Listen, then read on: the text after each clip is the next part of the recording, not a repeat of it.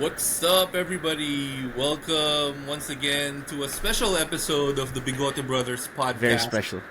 Yes, sir. So We got guests. yeah, we got guests today. We got guests. Amazing. Why don't you go introduce them, Jim? Yeah, thank you, Miguel, Paolo, for being here. We were actually all from the same high school, grade school, high school, college class. Back same in the school. Philippines. Same school. Yep. And we're here to get their 2 cents worth. And I'll just say it right now. They're diehard Dallas Mavericks fans. They're so Mavs fans. So after they're hurting everything- right now. And yeah, after everything. We want to see what it is right now for a Mavs fan. Okay, so Right. we can get to ours later, but Yeah. First So- of all, Super Bowl. did you guys watch the Super Bowl by any chance? Did Yeah. you see it? Do you follow football? It's work hours here, so I just watched the highlights, and Yeah. when I was checking Google, the halftime score was this is not worth watching anymore. So Yeah, I just watched I the know. highlights after. Yeah. Actually, the halftime score wasn't too bad because there was this one time when Tom Brady came back from a similar score, right? Yeah. But Yeah. this was a beatdown. It was a beatdown from the start, I think.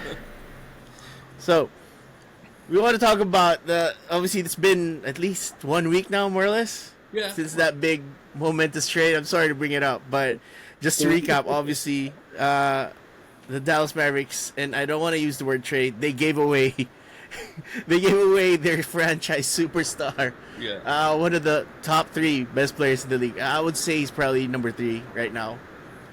It's him, Shea, or Giannis.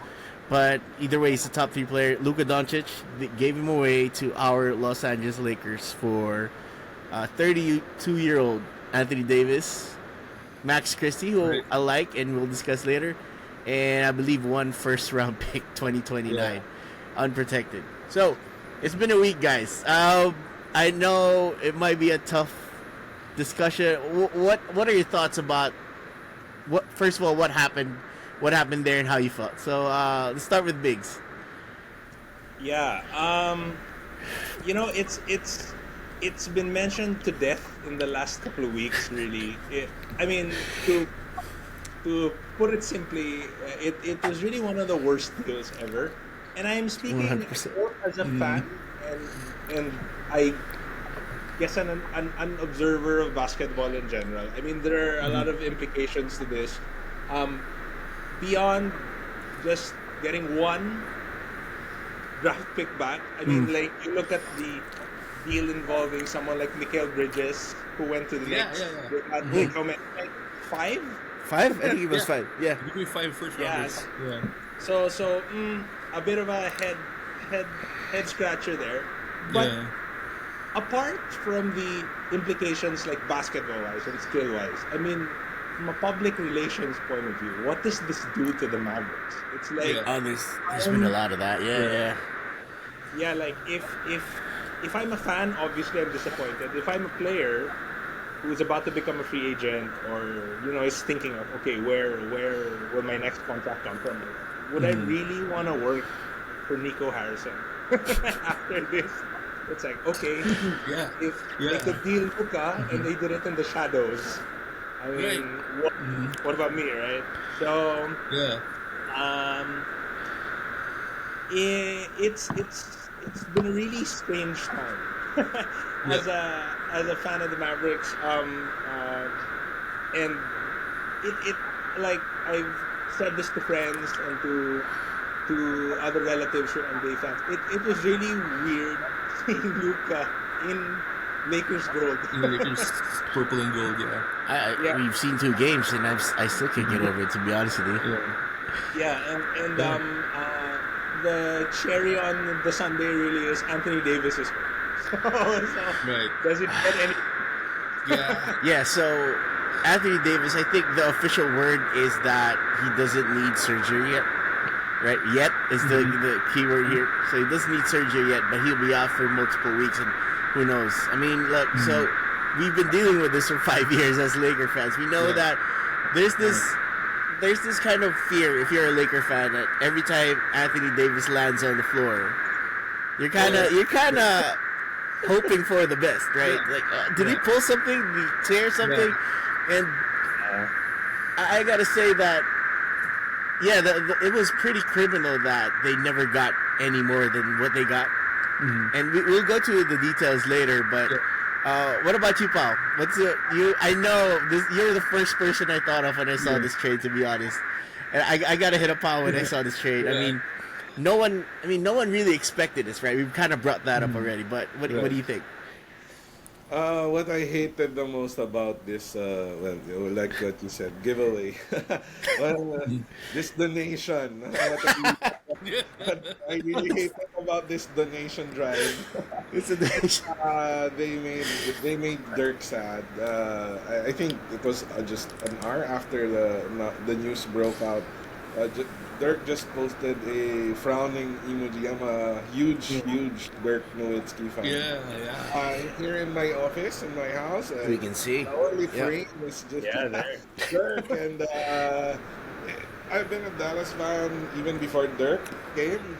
But when Dirk really performed, and even in his, especially in his third year when they were dueling with the Sacramento Kings, I think there were halftime battles that scored 80 all or 80-82. Chris Webber, Dirk Nash. So that was the most entertaining basketball. I think at least when we were still in school, that was the most entertaining basketball at that time.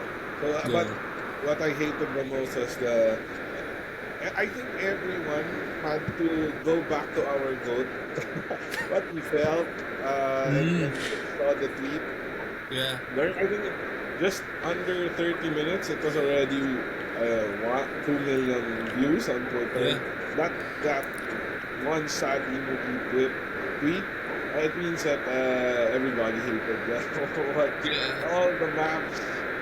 Because he was our leader. He's still our leader. So if you crush our leader, our hearts are also crushed. So one thing I'll say, and apologies to you guys, Dallas fans. The first thing I thought of, when this trade happened was, hey, everybody wins in this situation because you got Anthony Davis, and that kind of puts you in a win now mode. But what I didn't really realize, and it took me a few videos to watch, and and reading sentiments from Dallas Mavericks fans, was it wasn't just about who's who, how even if whether or not one team won the trade or not.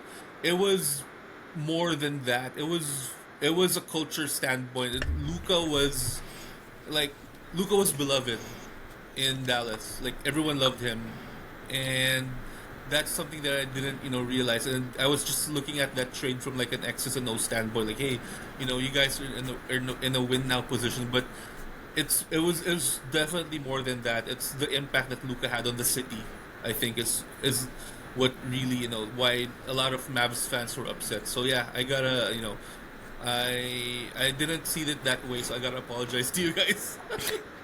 Because he was supposed to be the heir apparent, right? Yeah. So Dirk was obviously the gold standard in Mavs history. You can go back to as far as you want, but when they got Dirk that year, it was, they were building around him, and when he eventually solidified himself, I mean, I remember just getting Dirk in fantasy just because he was a beast. Yeah. Right? And he was when you think about the Dallas Mavericks, you think about Dirk Nowitzki. He's that guy to that franchise. And Luka was supposed to be the next coming of that. Even though, I mean, let's be honest, it was a bit unexpected how he landed in Dallas to begin with. Obviously, the Phoenix Suns passed on him, number one. You got Sacramento famously passing on Luka Doncic because what the general manager said at the time, they already had the Iron Fox, which is weird, right?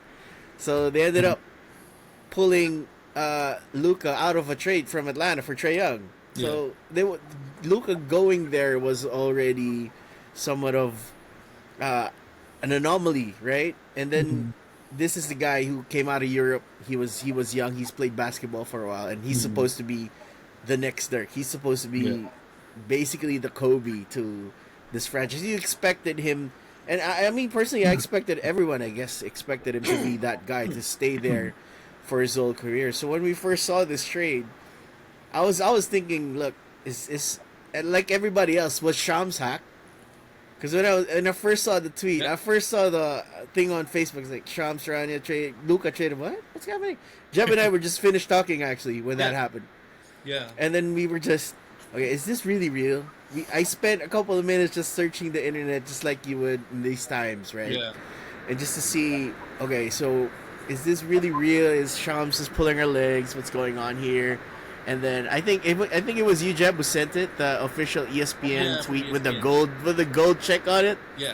That solidified the whole thing. So I saw two tweets, right? That's one, the ESPN one, and then Bobby Marks tweeted it as well. He said, "Okay, Shams is not hacked. This is really happening." I'm like, okay, what? How does this happen? What? Why? So, I mean, the return itself is you can debate on it all you want, but the Mavs currently they've been 4-2 since the trade. All right, I know it's a small sample size, and what I think this means is that we just talking about the basketball here. So obviously this shortens their window. So they could have had Luka for another 10 years, 10, 12 years, and that would have been the window to just build around him. So where does this leave the Mavericks moving forward? Obviously, given the return that it had.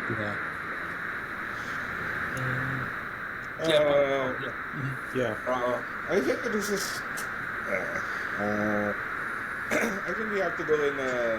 It's my theory. We're going to have to go in a rebuilding mode in a few short years. We're going to push for the playoffs this year. The pace and the setting is now adjusted to the pace and setting of Kyrie, and because Clay is not dictating the tempo anymore, so it's all up to Kyrie now.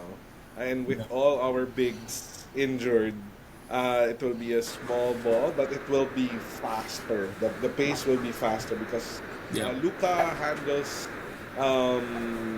games differently and uniquely, but it's a sure win.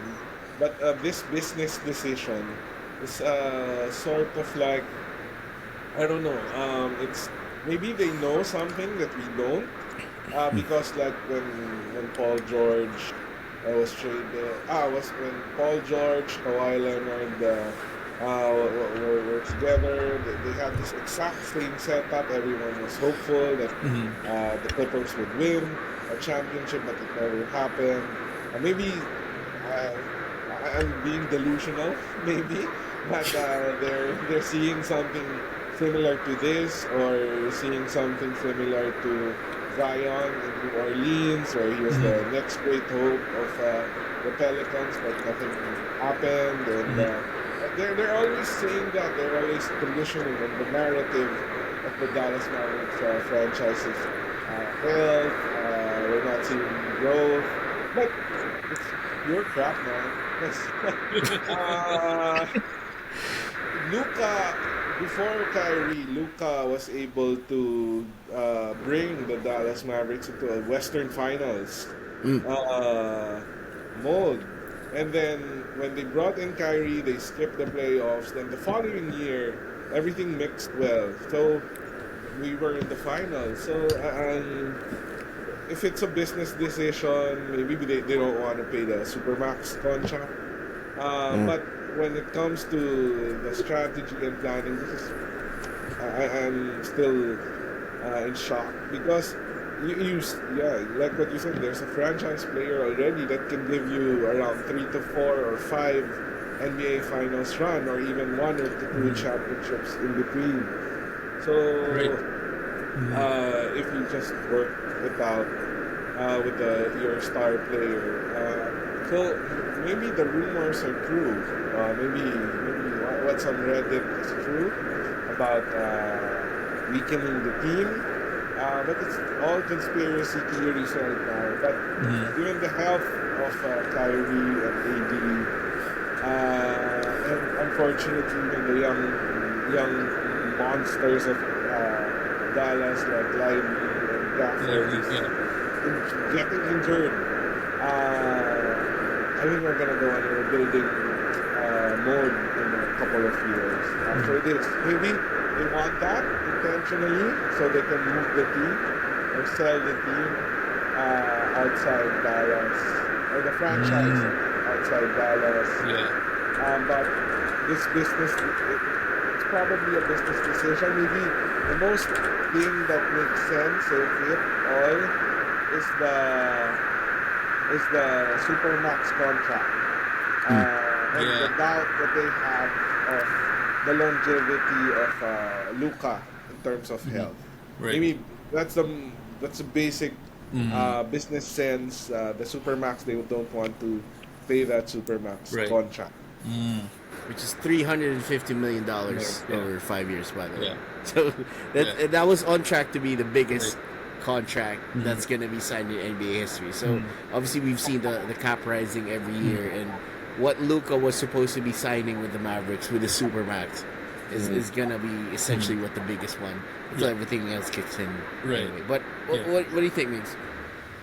Yeah. So like Pao already touched on it.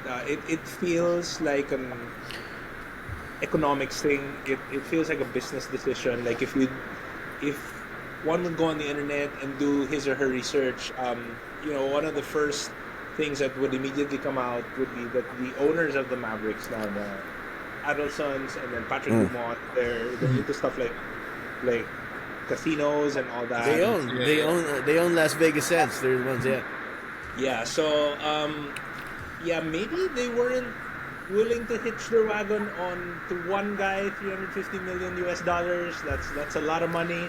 So perhaps beyond it being any sort of basketball decision, this was ultimately an economics thing, ultimately business thing.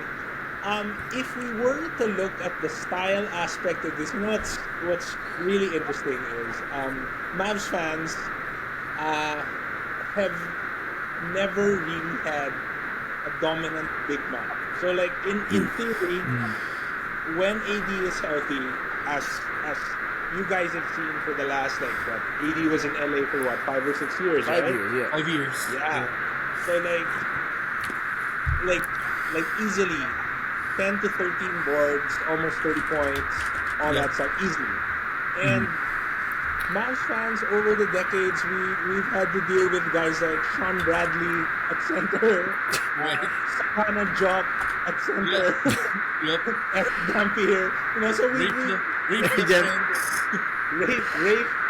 LaFrance, lefty.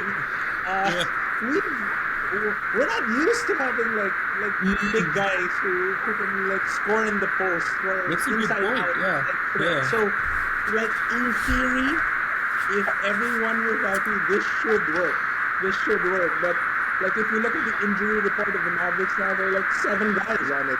Dwight Powell is hurt. Gafford is hurt. Lively is hurt. Yeah, Thompson is in and out of the lineup. Kyrie is in and out of the lineup. So, the word that every Mavs fan fears, or any basketball fan fears, really is rebuilding. And so, Pao said, sadly, it feels like it's going to happen sooner rather than later, maybe in the next 2 years or so. But like other Mavs fans out there, I personally am in kind of wait and see mode. Really take it a game at a time.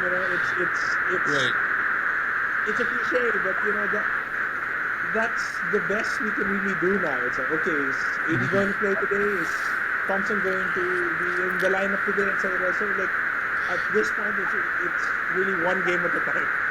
Right. Yeah. I mean, sort of scouting for new teams to cheer for. Yeah, sadly. I mean, the 2 years is kind of what this kind of looks like, because if you look at the cap situation for the Mavs, so obviously they're in 2 years, AD's gonna be expiring. I think he has a player option in that last year, 26-27, which, I mean, that's gonna be another big decision for the Mavericks to have. Do they want to give at that point a 34-year-old Anthony Davis probably at least $60 million a year by that time. And then you have Kyrie Irving, who's going to be expiring on that year as well. And then basically your whole starting lineup, apart from Klay Thompson, is going to be expiring. So there's going to be a lot of cap space around 26, 27. So the question becomes now, what's the future prospects for how quick will that rebuild happen? Now, the front office just showed that if they don't feel that they're not going to treat you well. I mean, Luka should have been there, but they show that if you're willing to trade Luka, and there's a lot of memes about this. I saw a lot of memes on Instagram about this, that work related memes that why are you working so hard? Luka just got traded. so like no, your company's not loyal to you. Luka just got traded.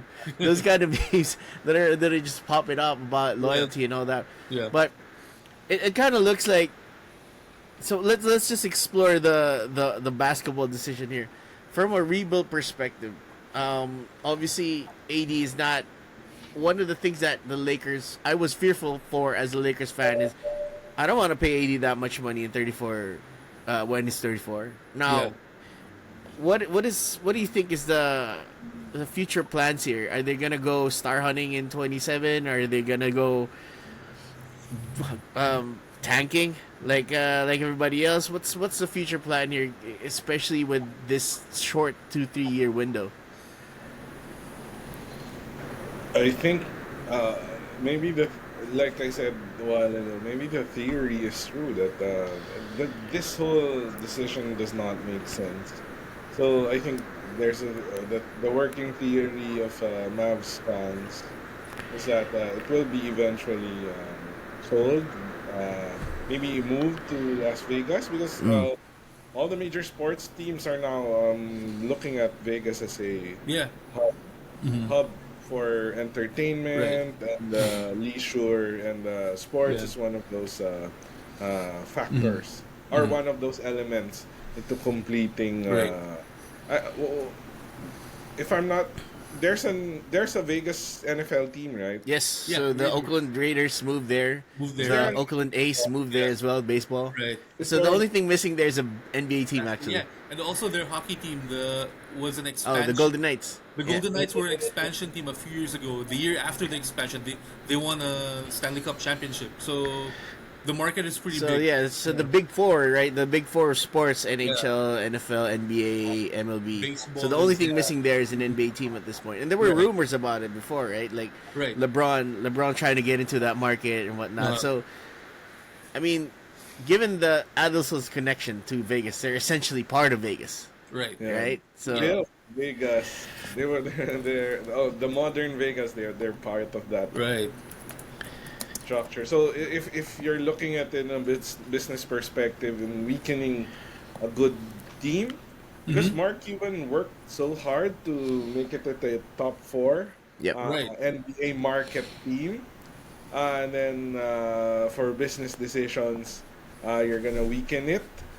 There's an agenda there. And we'll have to wait and see if all the rumors are true. But brick by brick, we're seeing the first brick has been thrown, and it's a major brick. And Luka's trade is lightening the load for the Dallas. It's definitely lightening the load and getting NBA veterans as a in Spanish consuelo.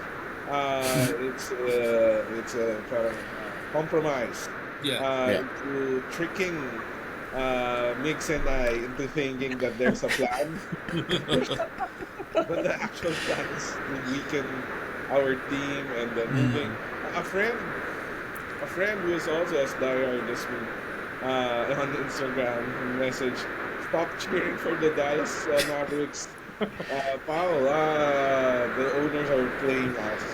And maybe that's true. But I'm still clinging to a 2% hope that things will... We're going to go to the playoffs this year, and if it pushes for a conference finals, maybe there's the data. Maybe there's something in the management data that is making them validate all their decisions. But right now, it doesn't make sense. So the development. But right now, the business side of it is they want to unload the burden. Paying a supermax contract for what purpose? Maybe even for your research too. But they're gonna move it eventually. I will talk about that later for sure. I will talk about that. Yeah. Sadly, when sports owners make moves like this, and we've seen this throughout history. Art Model moving the Cleveland Browns to Baltimore. I can give you a more recent one. So the Sonics. The Sonics. So the Sonics were owned by Starbucks guy Howard Schultz. Yeah, Howard Schultz. Yeah. So Howard Schultz sold it to a guy from Oklahoma, Clay Bennett. Yeah. So what happened there was after Howard Schultz sold it, he kind of made the new guy Clay Bennett promise that they wouldn't move the team because this guy obviously was from Oklahoma. So there's that initial connection that they had. So people were already thinking, oh, he's gonna move the team to Oklahoma. So what happened was, they just drafted, I believe, Kevin Durant at the time. So they had KD, and then what they were doing is that the owners essentially told the city, hey, we want a new arena because this old arena is old. It's not producing enough revenue for us to keep it viable here. So they tried to get the taxpayers of Seattle on the hook for that. So they wanted to get subsidized money basically to just build a new arena, and the people voted against it, and what happened was essentially they just moved the next year to Oklahoma, and that's where they are now. So I think that's what's happening. We can talk about this more later, but that's essentially what's the bottom line is happening here. When owners make business decisions like this, the ones who always get the short end of the stick are the fans. And it's sad, It's kind of hard to. I don't know what Wiggs wants to say about this, but it's kind of hard to follow something this like. They follow a team like this. Yeah, like as a fan, you don't really think that every year you're gonna win championships, right? You don't. That's not really realistic. It's not sustainable. So you just want to remain competitive, and I guess you also don't want the powers that be or the owners of the team that you root for. You don't want to feel like you're being played, like Pao said earlier. So I was just like googling up something just now, and this really emphasizes how much this doesn't make sense. In terms of guaranteed money on the Mavs payroll, they have $155 million guaranteed to AD until 2027 to 2028. And by that time, the only other players who will be under contract will be Caleb Martin, who for that year they owe like 9M. And then we got like Jaden Hardy, who they're going to pay 6M to. And then Max Christie, who they owe 8.8 to. So this is really a 4-year plan. This is a 4-year plan, and again, speaking as a Mavs fan who's been rooting for the team since the 0-1 playoffs when the Mavs had their coming out party against an aging Utah Jazz team. We haven't really had the best like free agent luck. Like there was the whole like DeAndre Jordan thing from a couple of years ago. That's right. The viral meme, the tweet. That was nuts. And then you had the period between maybe like after the 2011 championship when they would go hunting for free agents every year, like Dwight Howard, Darren Williams. So those were all misses. And then with all of the money, we signed Chandler Parsons and his bulky knee. So we haven't had the best luck. Harrison Barnes, who we signed for like $100 million. Right. And so it doesn't look good, guys. It doesn't look good for the next few years. Yeah. Yeah, because you kind of touched upon it earlier, where if you're a free agent, right, would you even want to go into this situation given that this is how management treats their players? Yeah. So let me just give a contrast here. So this is what the Lakers are essentially known for. Kobe just tore his Achilles in 2013, and he was extension eligible, and they gave him like $30 million a year. He hasn't even recovered from the surgery yet. A surgery that essentially in history at that time showed that players are never going to come back like they were, even close to 50%. Obviously, I think KD has broken that trend now, but that's a different time. But at the time, everybody thought, and me, I'm a Kobe lifer, right? I started watching the Lakers just because of that guy, really. So I thought that contract was ridiculous. I didn't think that was the best thing to do at the time, but it kind of dawned upon me that they're showing that they will take care of the players that they hold in such high regard. Right. They did this to Magic as well. I think they gave Magic a lifetime contract. The old owner for 25 years. So I get that the only superstar I think that kind of ended on a bad note with him was Shaq. Yeah. When he asked to be traded, but he asked to be traded. They weren't gonna trade him. They just wanted to kind of get a discount for payment, but they traded him because Shaq requested it. They probably wouldn't have done that if that wasn't the case.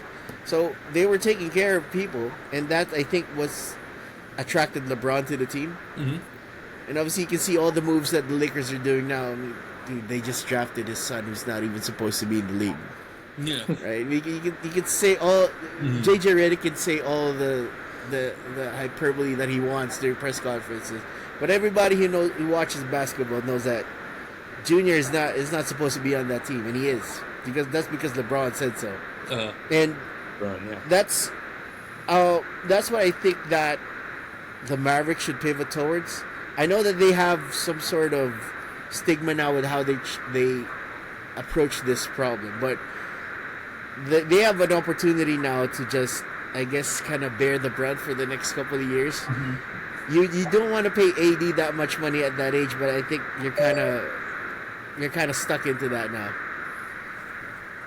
You'll have to pay him $60 million when he gets a chance. Yep. Sadly. So what this deal kind of feels like, although this is a bit worse in terms of the returns, but do you guys remember the deal between the Celtics and the Nets back in 2013? They got KG. Oh, the draft picks. Yes. KG. Yeah, and then they got Pierce. And then it was for a bunch of young guys. So they like gave away like Keith Bogans. I don't know if you guys remember him. And then Freeze, Gerald Wallace, and all that. So at least in a deal like this, they got a ton of draft picks. They got young guys. Here, the Mavs got a depreciating asset with an uncertain, health like resume. So it really doesn't. Yeah, it really doesn't make sense. I mean, everyone is gonna say this, right? So, so Luka is. If we put the other trades into perspective, I think so. You mentioned Michael Bridges got 5 first-round picks. Rudy Gobert, I think, got 4. Right. Yeah. So in AD, while AD is still, I mean, this is me being biased, but I think AD is number 2 or maybe even number 1, the best two-way player in the league. Maybe number 2, depending on how you look at it. Sure, he's been hurt a lot. And durability is really his problem. But people forgot at the start of the year, he was an MVP candidate. He was averaging 30, 10 a game, and he was really good. So, as far as that's concerned, I think from a player to player, AD, and we can debate as much as we want here about the relationship between AD and Nico Harrison and Rob Pelinka and whatnot, but from a player return, and I'm just talking about a player here, AD is probably one of the best you can get. They did ask around. I don't know if you guys saw this, but they did ask around, and I think they wanted Giannis first, but obviously Milwaukee said no to that. That would be crazy. So, um, so the first round pick, they could have gotten more than that, really. So the Lakers had 29-31, and that was what I think that was should have been the starting price. So, with that being said, the Mavericks right now, from an offense perspective, what's really changed? Paul touched upon this earlier. I honestly didn't watch a lot of Mavs games this year prior to the trade. So what's the main difference between how they're running the offense now with AD prior to how they were running it with Luka? There's more like ball movement now. I mean, like whether Mavs fans will admit it or not, Luka being the like magician and superstar that he was with the ball.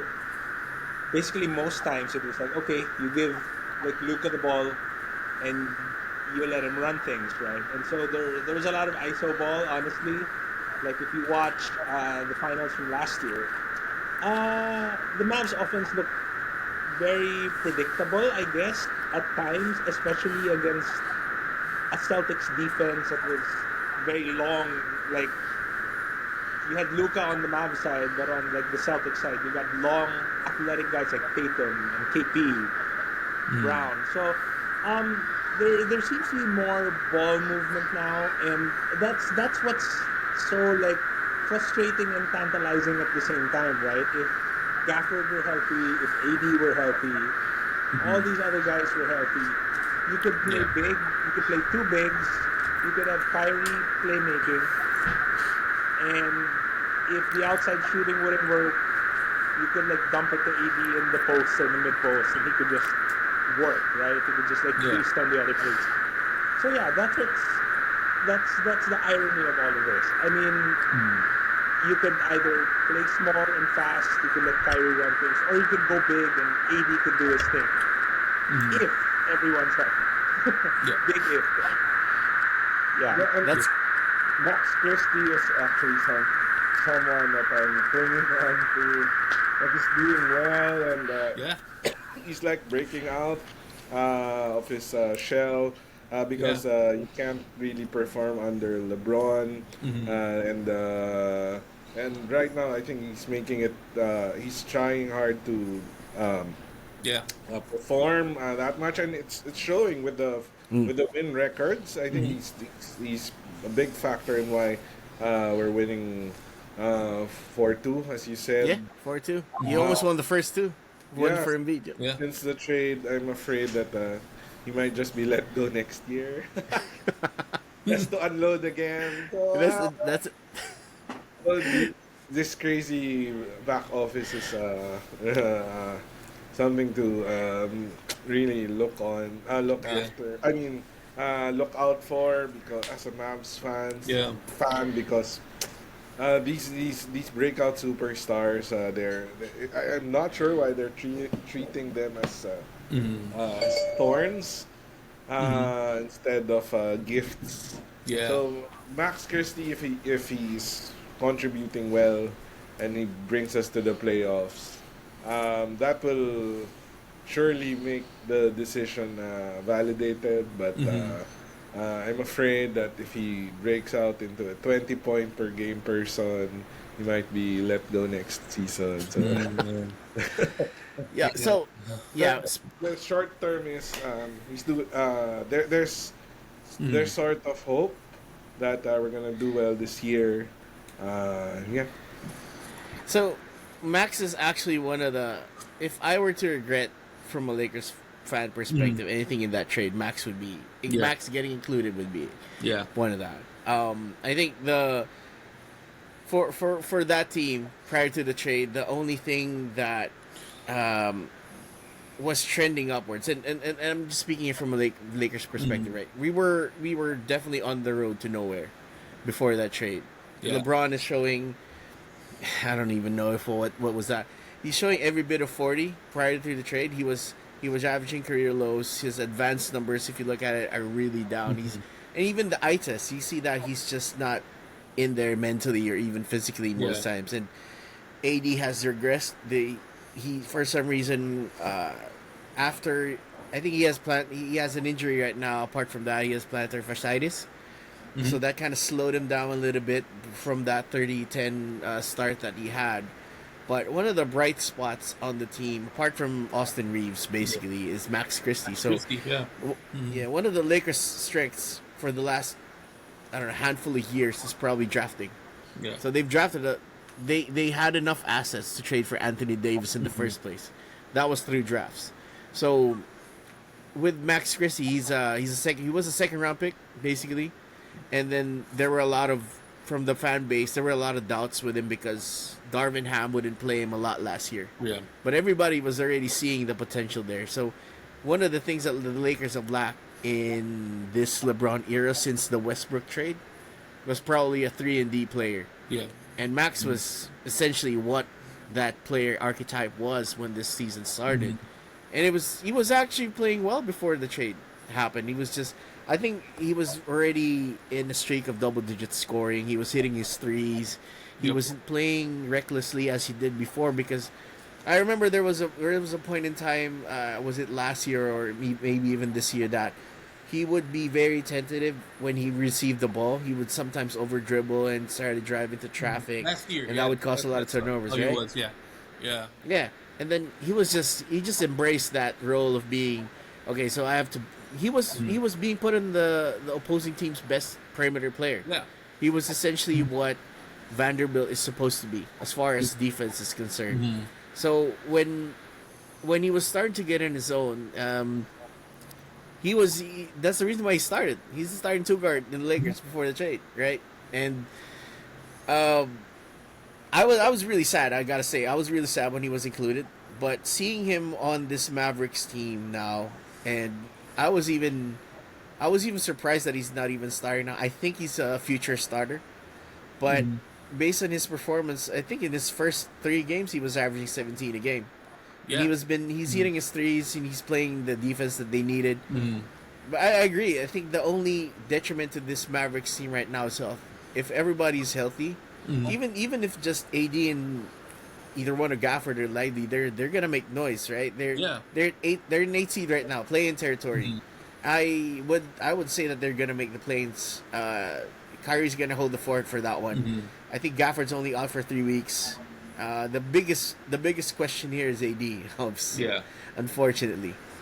And Kyrie played out of his mind last game against the Warriors. I think he scored like 42. Yeah. 42. Yeah. Yeah. So he's looking like the old Kyrie at least, and that's when this trade first got made. I think that was the question, right? Can Kyrie stay healthy enough to drive the playmaking? Because no one else on this team can do that. AD is as good as he is in the post, as good as he is defensively. He's not gonna make plays for you. He's not the type who will drive your ball movement. He's not gonna be that guy. Yeah. He's gonna clean up the boards. He's gonna take mid-range jumpers, maybe the occasional 3, and he's gonna play great defense. But apart from pick and roll situations, that's probably where offensively he's gonna be limited. So, have you guys seen? I don't know if you've been following what's happening with the arena stuff lately. Have you seen those guys where? So they were doing, I think, a karaoke thing inside the arena during a timeout, and then they were just the fans were just singing the song, and then they got this guy. He was mouthing "Fire Nico." Yeah. Fire Nico. He was mouthing that, and they escorted him out. Yeah. Right? And then there's this other instance where I think this was during the Rockets game or the Warriors game. Oh, this was before the Warriors game, right? So what happened was I think someone from the Mavs was taking free throws, and then the fans were heckling Nico, and Mark Cuban was there courtside, and he just told him to sit down and shut up, basically. Yeah. So I mean, they were treating their fans bad.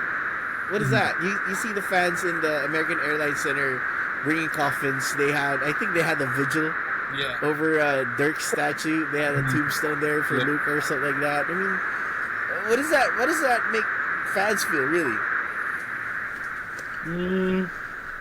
Well, if ownership didn't expect this, then they're out of their minds. I mean, whenever you deal a superstar, and furthermore you deal him in the way that you dealt him, I mean, obviously people are going to be pissed. People are going to be angry, and naturally the outlet for their anger, other than the internet, would be during games and at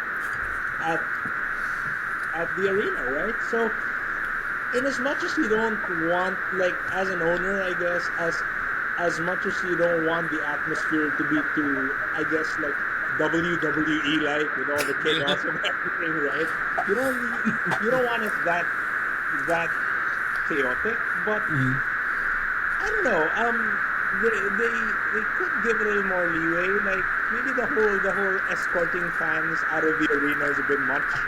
Yeah. It's not like this is like the Malice in the Palace or anything like that. No, right? yeah, of course. So yeah, it's a bit much, and it's been said so much already. This further like feeds fuel to that theory, to that conspiracy theory of they want to sell the team in a couple of years. They want to move it to Vegas. Yeah, they're like making everything look really bad and stinky now, so that they'll have reason to ship the team out. I mean, that's the sad reality. Would you go, Paul? Would you go there and bring a sign if you were to watch? What would you do if you were to watch a game at the AAC right now?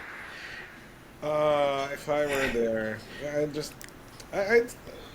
the little supporter in me is all that I'm clinging to. But I'll still support them. But like I said earlier, I'm scouting for new teams to cheer on. And, you're always welcome to join us, by the way, if you want to.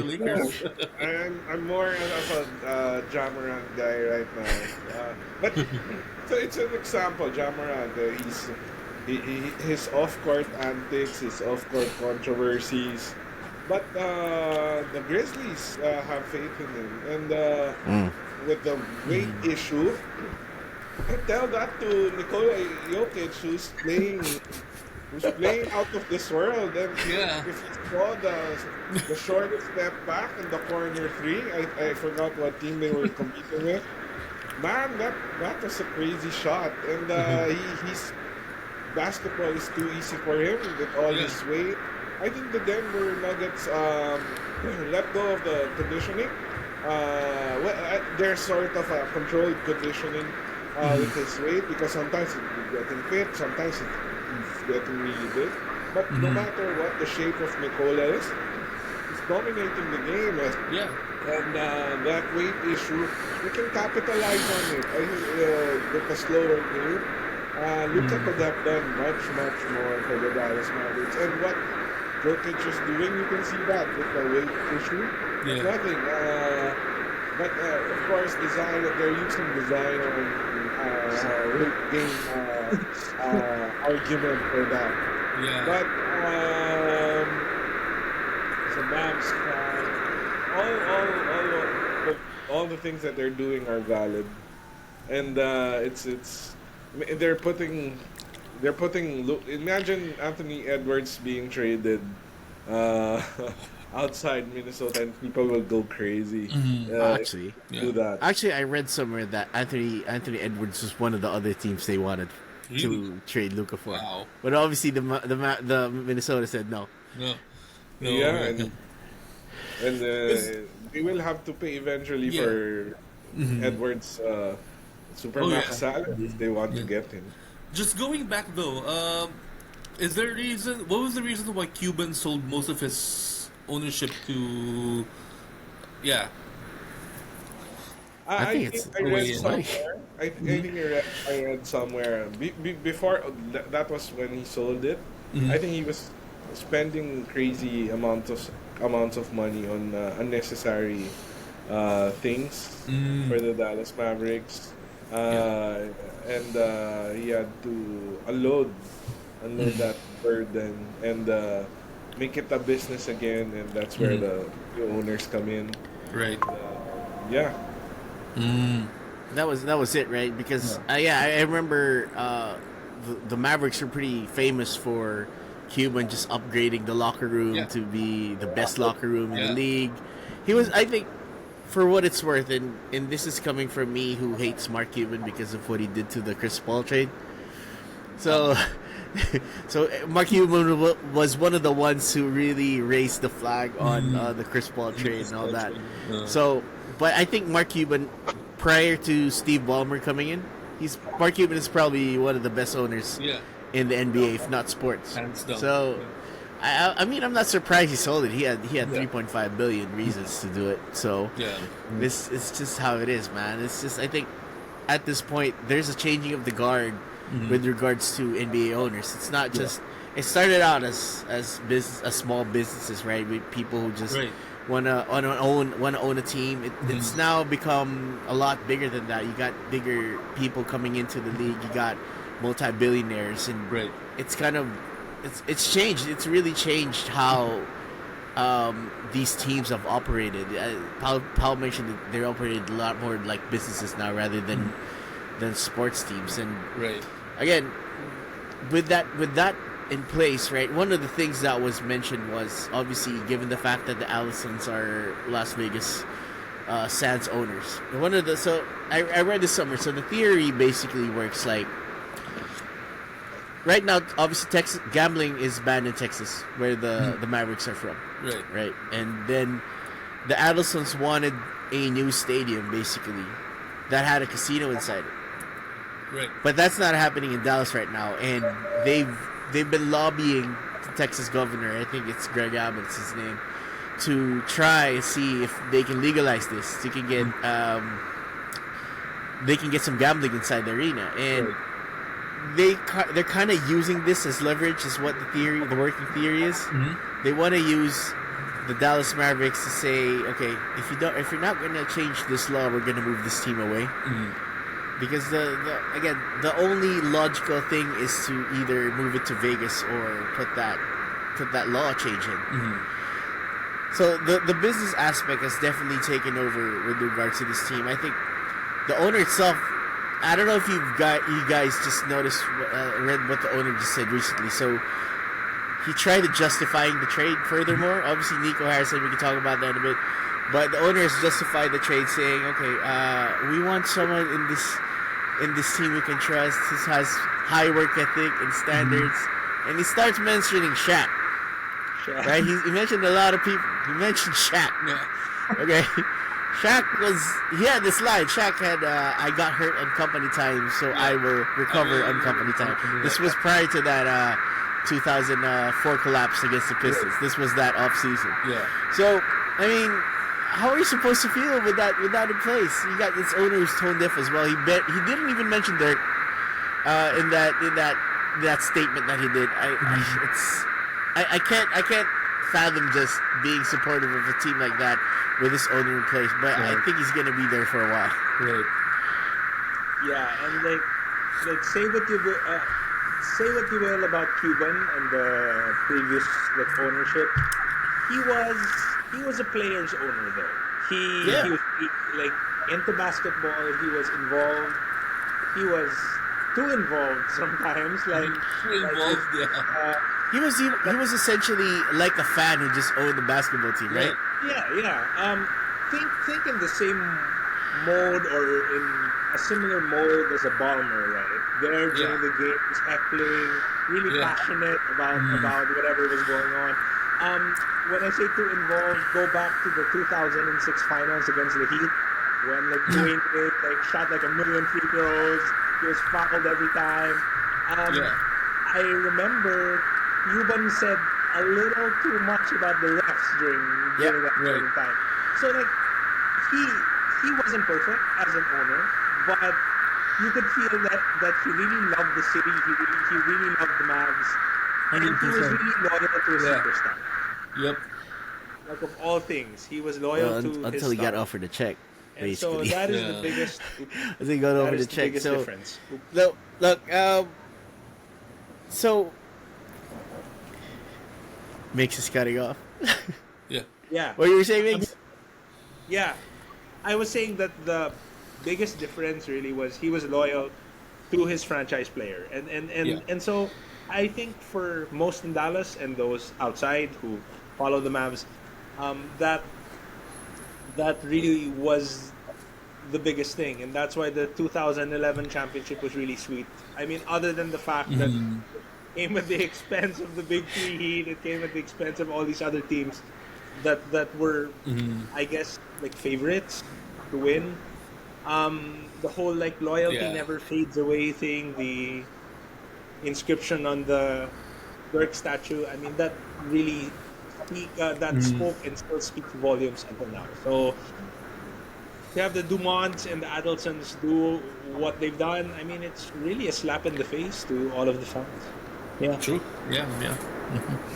This is all business now. Yeah. There's nothing. There's no passion anymore in the Dallas Mavericks organization. So, but we'll see. Maybe they're right. Maybe they're wrong. We'll see. But I'm more inclined to say that they're wrong right now. Yeah. If they win a ring in the next 3 years, they're right. Yeah. But I don't see that happening. I think it's more of a rebuilding phase, and they're using the team as a hostage to get what they want. To get what they want. Either to legalize gambling in Texas or move the franchise away from Dallas into Vegas, where everything is possible. Actually, the way I see it, if I were to just predict what's going to happen here, I think that's what's going to happen. They're going to move this thing to Vegas, right? They're going to do a Seattle Sonics basically, and move this team to Vegas, and then just rebuild from there. Where they're going to get a lot of money and a lot of fans and all that, and they're just going to build that team from scratch there. And when the expansion happens, it's going to be Dallas and Seattle getting two teams again. I think that's probably from a business perspective, right? That's something that they might be looking at. I first thought that the Vegas team was going to be an expansion team because obviously there's been some... LeBron has been very vocal about owning it, and I think Brady owns the Raiders, right? So he might be... I believe so, yeah. He might be part of that leadership, that ownership group as well. You never know, but I mean, given the fact that the people who bought the Mavs are essentially casino owners, it just makes sense that that's going to be their play. I don't know when it's going to happen. I think last time I checked, the Texas vote isn't due to happen for another 2 years. So that might be the trigger. That might be the really the indicator of what's going to happen next to this, basically. So we'll see. Yeah. Right. So moving forward, I just want to close this discussion really. So moving forward, what do you want from this team, apart from a rebuild, basically? What do you think should be the direction that they're taking? I really think that right now they're still in prime position to probably be a playoff team. Yeah. In the next 2 years. As far as winning it, I'm with Pau here. It's definitely I don't think it's a realistic situation at all, considering age and health, and the fact that everybody in the West is essentially it's a dogfight in the West right now. I didn't expect the Rockets to be this good. Yeah. I didn't expect the Grizzlies to be this good. The Rockets, and you know that the Warriors gonna reload for one more per year. Yeah. So, what do you hope to happen the next 2 years, basically, while this thing gets reset? Well, from the more like general fan perspective, well, it's making the most of whatever small window we have left. Really, I mean, in a way, we don't really have a choice. Like, you have AD for like the next couple of years. You have to pay him like 50 to 60 million like US dollars. So hire a new training staff, whatever it takes. Really get him healthy. Get him healthy. Yeah. Maybe they can hire the guys from like the Phoenix Suns from a decade and a half ago who like revived Nash, right, and worked on his back. Yeah, like whatever it takes. It's like as a fan, and if I were one of the players, really, like, we don't really have any control of what will happen in the next 3 to 5 years, and so you kind of have to make the most of what you have. It's sort of like the Bulls from the 90s in some way. Like, during the last two like championship runs, I mean, I think the players and the fans also knew back then that okay, once Phil goes, Jordan goes, and then everyone else will go, right? So Yeah. so like if you watch The Last Dance, I mean, like someone there said that okay, we knew that this was going to be the last dance. This was going to be like the final run, and so they just really made the most of it. And then after you like replaced guys like Pippen and all of those stars with like young guys, right? And like bench guys. And so yeah, that's kind of where we're at. I mean, in terms of the money, we're kind of stuck with AD. And like you guys have said already, the silver lining here really is Max Christie. Hopefully he doesn't get traded. Hopefully. Hopefully. Because now anything's possible, right? So, no, he's too cheap on a contract. I think that $8 million is gonna save him. He's gonna be there for a while, I think. And that's me hoping because I love watching him play. Yeah, same here. So yeah, it's really making the most of the window. I mean, if at best, I think maybe in the next 1 or 2 years they'll be able to make some moves on the side. I doubt that they'll be able to get like a marquee star to form a big three. I don't know, but then again, this is coming from a Dallas fan who just saw Luka Doncic traded to LA. Anything's possible, man. So yeah, and on behalf, I guess, of all Mavs fans, congrats for getting Luka. Can I just say, you guys are damn lucky. Got a generational superstar, but then again, you know, the Lakers, say what you will about the Lakers, there are a lot of haters and all that out there. The Lakers always make these big deals, and we always come out on the other side, you know, somehow, somewhere. For some reason, I don't even know how, but yeah, like if you go like way back, you guys got Kareem, you guys got Wilt, you know, and then Shaq, Kobe, Pau Gasol. I mean, amazing, right? Yeah, oh my gosh, the 2008 deal for Kwame Brown, right? Kwame Brown, bonafide scrub. I think this is probably the same. I mean, it's a whole different level of surprise. But if I were to compare it, it's probably that Pau Gasol trade in 2008 that did it. That spiel from Stephen A. will live on forever. That was like the funniest thing ever. That's gold. It's broadcasting gold. So yeah. We just really have to make the best of what we have, and then we go from there. That's it. So Alpha wants to say something. But you know what? Unselfishly, this is what the NBA needed to boost their reputation and TV ratings and being. I'm sure if I do a quick scan on the NBA and all the keywords online, it'll be through the roof. This is what the NBA needed as an association to get the fans interested again in the game. And Luka being in the biggest market on an NBA team where people will watch how the Lakers will develop in the coming years, and I think viewership will be up after this. If they're curious what will happen here, and Luka's superstar status, and now as a Laker will help the game, will help the NBA elevate its status in the sports world. It's like you're going after who's the biggest football star right now. It's like it's sort Messi? of like, Messi going to Miami at that time, where it saved the MLS. That's a good point. And but as a Dallas Mavericks fan, I'm crushed.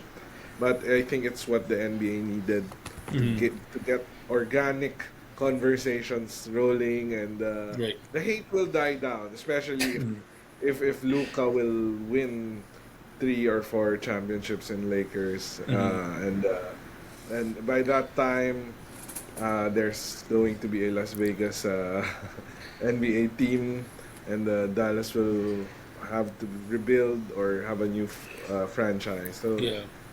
but the big picture is the NBA won this trade. Yep.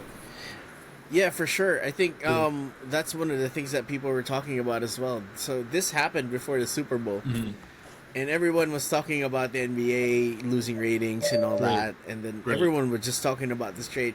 I if you go on YouTube, you turn on SportsCenter or whatever, you just see the people are just talking about this nonstop, this specific trade, Yep. and what the impact of it and how surprising it was to begin with, and the Super Bowl was an afterthought. Yeah. And even I think, I mean, look, I love both sports, right? But I was following this trade more than the Super Bowl this week.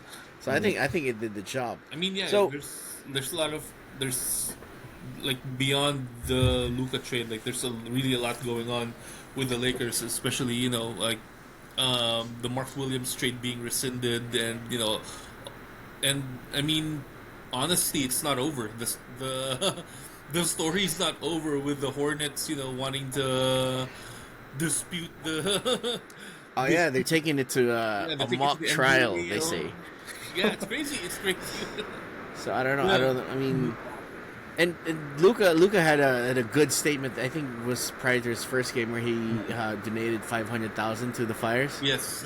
And as a Laker fan, I was reading that and like he said words like, "Oh, we're here for the long haul." Yeah. And he ended the letter with saying, "Oh, your newest neighbor." Like, oh, shit, this is actually happening, man. This is crazy. That's the thing, right? So Luka's gonna be a free agent. I think he's extension eligible next year. And realistically speaking, I mean, he's probably gonna re-sign, but there's still that possibility that he might leave. You don't know what's gonna happen, right? You don't know, yeah. Obviously, the Lakers can offer him the most money, the most years, and whatnot. So if this is it for the Mavericks, right? If this is it, and worst case becomes true, and they move it, what's gonna be your fondest memories of the team while it was in Dallas? What's gonna make you say, okay, you know what, this was special. This was something I'm never gonna forget. For me, it was that 2011 run. Okay, so. Okay, I'll admit it. I'm not the biggest LeBron James fan out there. It was tough for me when he joined the Lakers because, I'm a Jordan fan, so it's gonna be hard to accept that. But you just grow to accept it. But Dallas beating that Heatles team on the way, even though they beat the Lakers on the way there, that was special. That was really special. That series was special, and yeah, we got swept. It was bad. That's the one that ended with the Andrew Bynum hip check, right? Yeah. Oh yeah. Maria. Yeah. Like WWE move so on. That was probably. Yeah. That's gonna be my memory about this whole Dallas. That was the one lasting memory about that. About that series. Like Andrew Bynum's hip check on JJ was really, like, that was just bad. So it's either that 2011 finals run or how they were essentially murdered by the refs in 2006. I still think they should have won that. I think that was the Dallas. Miami got handed that series. But what is gonna be your takeaway memory from this team in Dallas? I hope it doesn't happen, but that might become Las Vegas soon. Oh man. Yeah, I'll go ahead. There are very specific games I think that kind of come to mind. One, and I'm not sure if Pao and you guys are gonna remember this. 2003. That was the year that they got eliminated in the conference finals against the Spurs. Yeah. But the series before that was a 7-game shootout with the Sacramento Kings. And I remember, I think it was Game 5 thereabouts, or Game 4. That was the series when Weber from the Kings, I think, tore his ACL or something. And despite the fact that Weber had gone down, like, the Kings still had Peja, the Kings had Bibby, and they were loaded. And so it went up to 7 games, and the Mavs won Game 7 convincingly. And that was that was a game where I think it was Nick Van Exel. It was Nick Van That's Exel. right, he was there. Yeah. Kind Yeah. of nuts during that game, and so that was an amazing series. So 03, and then from the 2011 run, there's one game against Oklahoma City in the Western Conference Finals. The Mavs were down in the fourth quarter by something like 13 points, and they rallied back to win in overtime. That was an amazing game. If you look on YouTube, if you look up that game on YouTube, you'll probably see there's some shot from Dirk coming from the left baseline where he pump fakes and then he jumps in the air with the shot clock running down, double pumps, and shoots this really difficult shot to cut the lead down to 4 from a high of 13 or something like that. Wow. So those two games really stand out, and that's really telling actually that I didn't name anything from the Luka era. I mean, you had that thing in the bubble, right? When Luka was buzzer Oh, the beat. Clippers. That's probably my fondest memory of Luka beating the Clippers. Yeah. Those were good. The Luka times were good, but for whatever reason, I really have to go back to the Dirk era for the most memorable moment. Dirk was Dirk. Dirk was the GOAT, the guy with the statue. So definitely from the Dirk era. So handing it over to Powell. Powell, what do you think? Yeah, of course, the number one would be the Trentino. I think that's the first time I cried a sports team on a championship. So that's always going to be the top of the mind. But the second is for entertainment, the Kings Mavs rivalry will be the second. But equal to that is during the Dirk's time, I really hated the Spurs because they always won against us. Yeah. And I know Tim Duncan's a nonchalant guy, as they say it in Gen Z terms, but he was really a monster against them. Whenever Dallas and San Antonio competed, especially in the playoffs, man, that was each game would be a classic because you would see all the Tim, Giannis, Tim, Ginobili, Parker would go against Dirk, if I'm not mistaken, Finley, and then Nash, and there was a time Kid was involved. So those the Mavs Spurs rivalry during the Dirk era was it was not entertainment. It was like gladiators going against each other, and those were memorable games. Those were really memorable games because you would see the rise. You would see how superstars would really work, and these professionals would really rise above the game because they wanted to win. Their passion, the Mavs first rivalry was full of passion, full of intensity, and both teams were it was an instant classic. Each game would be an instant classic because everyone was matched up. The Dirk Tim rivalry, of course, Tim won a lot of championships, but those were good games, man. The Spurs and the Mavs, those were excellent games. I think, you mentioned that superstar mentality. I think that kind of disappeared a little bit after the whole super teams era came into play. Obviously, we grew up watching basketball and we'd see Jordan, we'd see one guy just taking over a specific section of the game. Right. And that kind of made it a little bit more personal, at least for me, right? When you're seeing these guys just pushing it to the limit. It's a bit different now with how teams are constructed. When you have multiple people who are top 10 NBA players. That's not spread across multiple teams. But yeah, man, look, if I do hope that this is not the end for the Dallas Mavericks. I do hope that they will stay on at least for the future, because again, the memories are there. We know what Dirk meant to that franchise. We know what Dallas meant, and even from a Lakers perspective, they've had some great games as well. I think it's gonna be a big loss, and I know that the Vegas team will be a sparkly new toy for the league, but losing a team like Dallas, and people don't realize it's a late expansion team as well. Yeah. You know, it's just gonna be hard if you do that. It's just Dallas is good for the game, and I hope that the business aspect of it doesn't take over. Yeah. 100%. Like, there's the Texas Triangle is part of. It's just part of the culture, Dallas, San Antonio, Houston.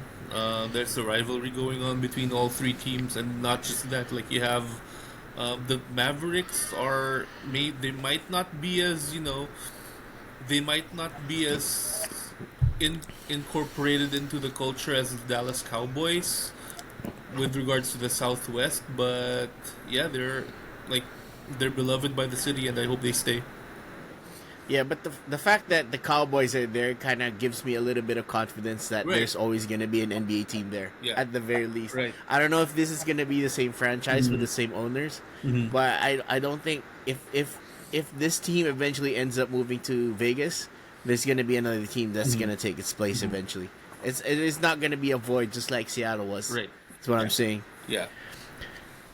All right, that's probably it for us. I know it's pretty early in Manila right now. We forgot to mention Migs and Pao are from Manila. Yep. So we got to cut this short. We want to thank you guys for coming on, basically. We appreciate your time. Yep. And we love your feedback, and you're welcome anytime you want to talk basketball, really. Yeah. All right. That's it for us. See you guys later. See Bye. you guys. Take care. Peace.